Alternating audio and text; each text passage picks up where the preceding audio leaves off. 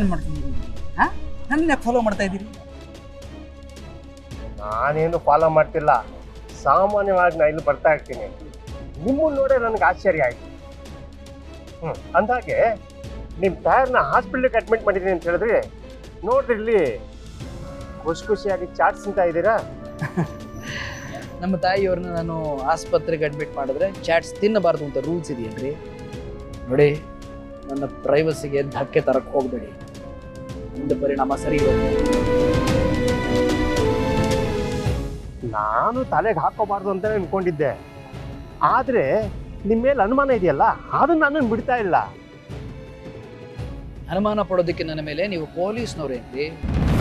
ನೋಡಿ, ನಮ್ಮ ತಾಯಿಯವ್ರನ್ನ ಹೇಗೆ ನೋಡ್ಕೋಬೇಕು ಅಂತ ನಂಗೆ ತುಂಬ ಚೆನ್ನಾಗಿ ಗೊತ್ತಿದೆ. ನೀವು ನಿಮ್ಮ ಕೆಲಸ ಮಾಡ್ಕೊಂಡು ಹೋಗ್ತಾ ಇರಿ. ಅವ್ರಿಗೆ ಯಾರು? ಅದನ್ನು ಕಟ್ಕೊಂಡು ನಿಮಗಾಗಬೇಕಾಗಿರೋದೇನಿದೆ? ನೋಡಿ, ನಮ್ಮ ತಾಯಿಯವರು ಆಸ್ಪತ್ರೆಯಲ್ಲಿದ್ದಾರೆ. ಅಂಥ ಸನ್ನಿವೇಶದಲ್ಲಿ ಏನೋ ಹೊಟ್ಟೆಗೆ ಸೇರ್ತಿಲ್ಲ ಅಂತ ಇಲ್ಲಿ ಬಂದು ಚಾಟ್ಸ್ ತಿನ್ನೋ ಪ್ರಯತ್ನ ಮಾಡ್ತಾ ಇದ್ವಿ. ಅದಕ್ಕೂ ಕಲ್ಲು ಹಾಕಬೇಡಿ. ಏನಾದರೂ ಮತ್ತೆ ಧಕ್ಕೆ ತಂದರೆ ನನ್ನ ಪ್ರೈವಸಿಗೆ ಪರಿಣಾಮ ಸರಿ ಇರೋದಿಲ್ಲ. Okay down.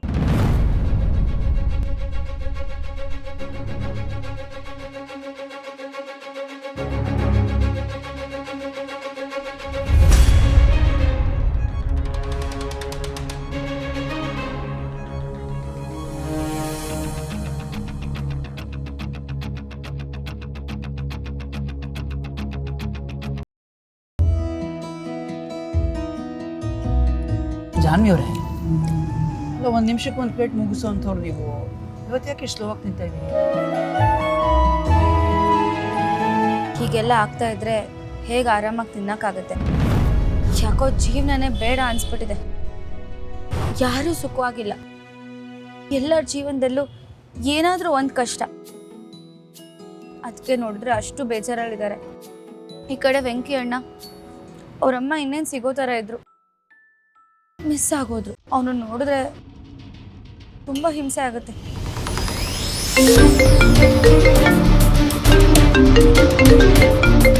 ಅಣ್ಣನೇ ಕಾಲ್ ಮಾಡ್ತಿದ್ದಾನೆ. ಹಲೋ ಅಣ್ಣ, ನಿನ್ಗೆ 100 ವರ್ಷ ಆಯಸ್ಸು ಕಣೋ. ಈಗ ತಾನೇ ನಿನ್ ಬಗ್ಗೆನೇ ಮಾತಾಡ್ತಿದ್ದೆ. ಅದೇ ನಿಮ್ ತಾಯಿ ಬಗ್ಗೆ ಮಾತಾಡ್ತಾ ಇದ್ವಿ. ಅಲ್ಲ ಕಣೋ, ಅವ್ರ ಫೋಟೋ ಕಳಿಸ್ತೀನಿ ಅಂತ ಹೇಳ್ದೆ, ನೀನ್ ಕಳಿಸ್ಲೇ ಇಲ್ಲ.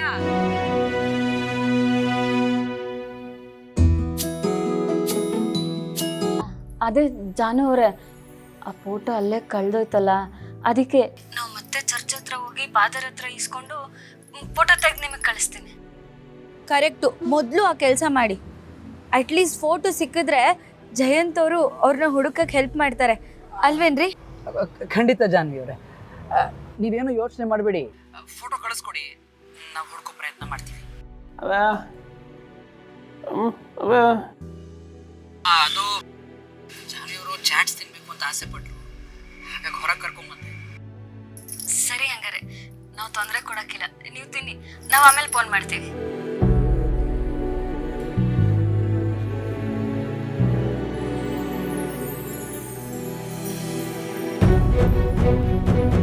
ವಿಚಾರ ಆಗ್ಬೇಡ.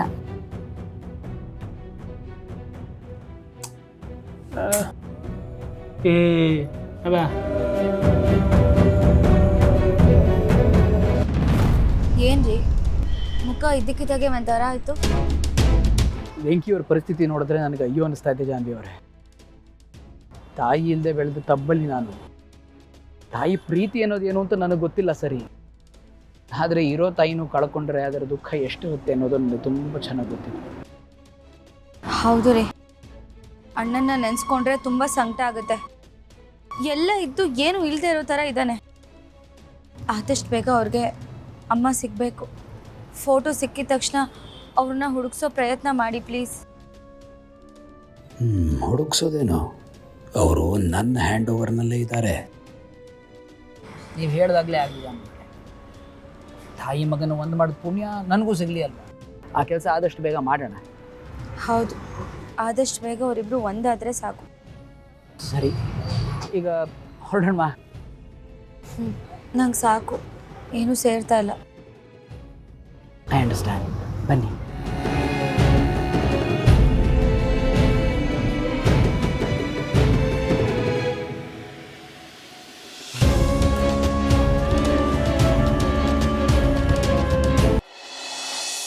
ಓಹೋ, ಅಣ್ಣ ಬರ್ತಾರೆ ಅಂತ ಗೊತ್ತಾದ ತಕ್ಷಣ ಏನು ನಿನ್ನ ಮುಖದಲ್ಲಿ ಕಳೆ ನೋಡಿ ಹೇಗಿದೆ. ನೀನು ಯಾವಾಗಲೂ ಹೀಗೆ ನಗ್ನಗ್ತಾ ಇರ್ಬೇಕು ಲಕ್ಷ್ಮಿ.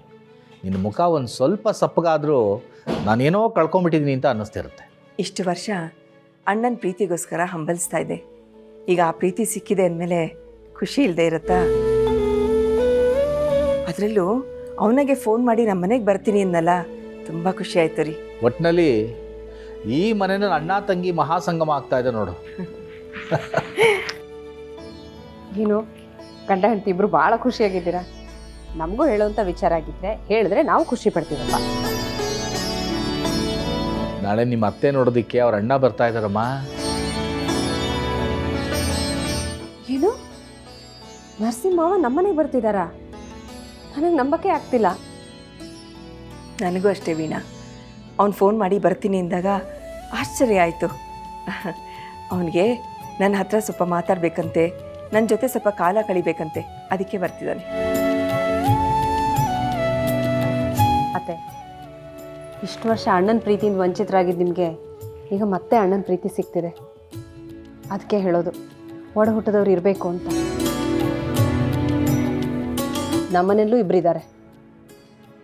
ಒಂದು ದಿವಸನೂ ಆ ತಂಗಿ ಅಂದ್ರನ್ನ ಮನೆಗೆ ಕರೆದಿದ್ದಿಲ್ಲ, ಅಥವಾ ತಾವುಗಳು ಅವ್ರ ಮನೆಗೆ ಹೋಗಿ ಹೇಗಿದ್ದೀರಾ, ಎಲ್ಲ ಸರಿಯಾಗಿದೆಯಾ ಅಂತ ವಿಚಾರಿಸಿದ್ರು.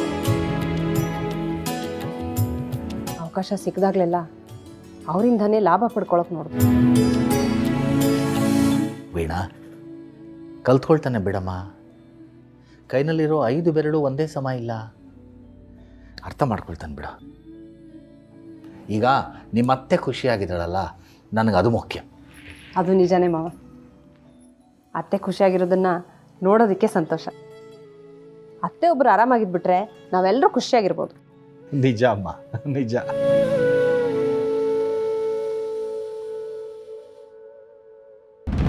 ಚಲ್ವಿ, ವೆಂಕಿ ಅಲ್ಲಮ್ಮ? ಅದೇ ಮಾವ, ಅವ್ರ ತಾಯಿ ಫೋಟೋ ಕಳೆದೋಯ್ತಲ್ಲ, ಅದನ್ನೇ ಯೋಚನೆ ಮಾಡಿಕೊಂಡು ಬೇಜಾರಲ್ಲಿ ಕೂತವ್ರೆ. ಮತ್ತೆ ಆ ಫಾದರು ಏನು ಫೋಟೋ ಕಳಿಸ್ತಾರೆ ಮೊಬೈಲ್ಗೆ ಅಂತ ಹೇಳಿದ್ರಿ, ಏನಾಯ್ತು? ಕಳಿಸಿದ್ರು ಅಕ್ಕ. ಮತ್ತೆ ನೋಡೋದ್ಗೆ ಆ ಫೋಟೋನೇ ಕಾಣಲಿಲ್ಲ. ಅದಕ್ಕೆ ಚರ್ಚ್ ಹತ್ರ ಹೋಗಿ ಫೋಟೋ ಇಸ್ಕೊಬರ್ಮ ಅಂದ್ಕೊಂಡಿದ್ದೀವಿ. ಅದನ್ನಾದರೂ ಜೋಪಾನವಾಗಿ ನೋಡ್ಕೋಬೇಕು. ಚೆಲ್ವಿ, ಇಷ್ಟು ವರ್ಷ ವೆಂಕಿ ತಾಯಿ ಬದುಕಿಲ್ಲ ಅಂದ್ಕೊಂಡಿದ್ವಿ. ಈಗ ಬದುಕಿದ್ದಾರೆ ಅಂತ ಕೇಳಿ ತುಂಬ ಖುಷಿ ಆಯಿತು.